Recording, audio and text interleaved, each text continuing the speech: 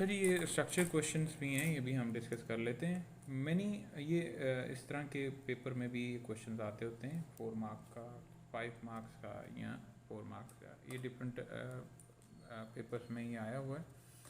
हम इसको read out कर लेते हैं कैसे सॉल्व करना है। Many government have increase their spending of police on police and armed forces but there is an operating cost of this policy. लोग गवर्नमेंट जो है वो स्पेंड करती है पुलिस पे भी, आर्म फोर्सेस में भी, तो वो स्पेंड अगर वहाँ नहीं करेगी तो कहाँ करेगी, क्या अपॉर्चुनिटी कॉस्ट होगी। Explain the term opportunity cost. तो सबसे पहले हम यहाँ डेफिनेशन दे देंगे, द बेस्ट नेक्स्ट या alternative foreground, and discuss why an increase in spending on police and arm forces may result in an opportunity cost. क्यों ऐसा होगा। अब ये एक बच्ची ने, स्टूडेंट ने आंसर किया हुआ है, हम उसका तरफ चेक कर लेते हैं, साथ डिस्कस भी कर लेते हैं।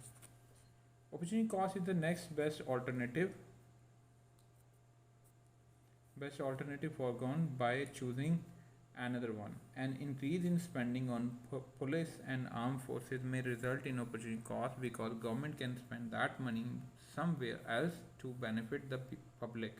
For example, education institution, hospitals, and even in constructing road or giving public transport facilities to public.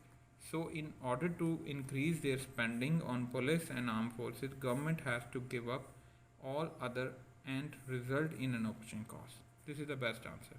बहुत अच्छा लिखा हुआ बच्ची ने, 4 नंबर का है। और अच्छा जी, नेक्स्ट पढ़ते हैं। Protesters often oppose large companies that wish to erect large buildings on open rural land rather than in more expensive city center. अब जो देहाती हैं वो प्रोटेस्ट कर रहे हैं कि इन्वायरमेंट को ख़राब किया जा रहा है और हमारे एरिए में एक्सपेंसिव सिटी सेंटर बनने जा रहा है। तो the protester regard this as destruction of environment rather than the use of natural resources. Explain the concept of opportunity cost and illustrated by the use about statement. अच्छा, इस question में उन्होंने बताया कि जो प्रोटेस्टर हैं, जो प्रोटेस्ट कर रहे हैं, वो प्रोटेस्ट इसलिए कर रहे हैं कि उनका एनवायरनमेंट डिस्ट्रॉय हो रहा है। और क्यों डिस्ट्रॉय हो रहा है? क्योंकि वहाँ पे एक्सपेंसिव सिटी सेंटर बनने जा रहा है। तो आप बताएं कि इसमें किस तरह का अपॉर्चुनिटी कॉस्ट कॉन्सेप्ट आता है, और using illustrate by using the above statement, above statement के साथ करना है। अच्छा जी, ये बच्चे ने आंसर किया हुआ है, ये देखें। As resources are scarce and making choice is important, opportunity cost is the next best option which is given up by choosing another one. It states large companies wish to erect building on open rural land. All agriculture activities of rural areas would be opportunity cost. For example, farming would be done. This would also be beneficial for people whose jobs are in the agriculture sector. तो इस बच्ची ने लिखा है कि jobs जो है ना, जो एग्रीकल्चर सेक्टर में वहाँ काम कर रहे हैं, उनकी जॉब लूज हो जाएंगी। लेकिन यहाँ पे उन्होंने एनवायरनमेंट के बारे में भी बात की है। अगर आप देखें तो डिस्ट्रक्शन ऑफ एनवायरनमेंट भी है, तो ये भी एक अपॉर्चुनिटी कॉस्ट इट सेल्फ है। यानी एनवायरनमेंट डिस्ट्रॉय होगा, this will also be the opportunity cost to the community. Destruction of the environment would be the opportunity cost to the community nearby the expensive city center. Okay, बाकी इसका answer ठीक है कि पहले आपने अपनी cost को डिफाइन करना है और फिर आपने इसको रेलिवेंट करके इलस्ट्रेट कर देना है। अब नेक्स्ट देखें, in the UK the royal society for protection of birds has recently bought land around the coast to prevent building on the area where rare birds breed.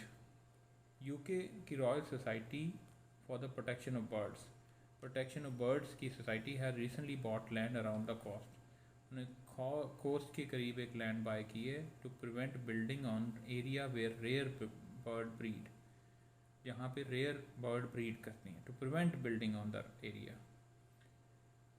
अच्छा, it has receive donation from the public towards the cost, यानी public से भी उन्होंने donation ली है उस cost को cover करने के लिए। तब RSPB plans to set up special visitor center in the area. The RSPB plans to set up special visitor center in the area, वो visitor center भी बनाना चाह रहे हैं. Explain which factor production are involved in the above action by the RSPB. अब इसमें कौन कौन सा प्रोडक्शन फैक्टर प्रोडक्शन इन्वॉल्व है. अब फैक्टर प्रोडक्शन तो 4 ही होते हैं, लैंड, लेबर, कैपिटल, एंटरप्रेन्योर. अब देखते हैं बच्चे ने क्या आंसर लिखा है. अच्छा, तो पहले टर्म मैंने इनको बताया था कि आपने फैक्टर प्रोडक्शन, जो भी कोई भी क्वेश्चन के अंदर कोई इकोनॉमिक टर्म आती है तो उसको डिफाइन करें. अब इसमें इकोनॉमिक टर्म फैक्टर प्रोडक्शन आई है तो फैक्टर प्रोडक्शन को डिफाइन किया गया. Factor production involve in the action by RSP are land. इन्होंने वो नहीं लिखा फैक्टर प्रोडक्शन क्या होते हैं, तो आप फैक्टर प्रोडक्शन को डिफाइन करें. Factor production are the resources which are required for the production of goods and services. उसके बाद आपने बताना है कि फैक्टर प्रोडक्शन जो इन्वॉल्व हैं in the action of RSP are the land and land comes with all the natural resources provided by nature and all minerals. Land को फिर उन्होंने डिफाइन भी कर दिया है. In land, another factor of production that involved in is capital, as RSP plan to set up a special visitor center in the area, so all the finance, machinery or other equipment used for its construction is capital. तो ये बिल्कुल ठीक perfectly written है. इसमें सिर्फ एक कमी है कि फैक्टर प्रोडक्शन को डिफाइन नहीं किया गया, वो मैंने डिफाइन कर दिया, आप भी डिफाइन कर दीजिएगा. ये आपका चैप्टर 100% कंप्लीट है और इसको अब आप प्रिपेयर करें.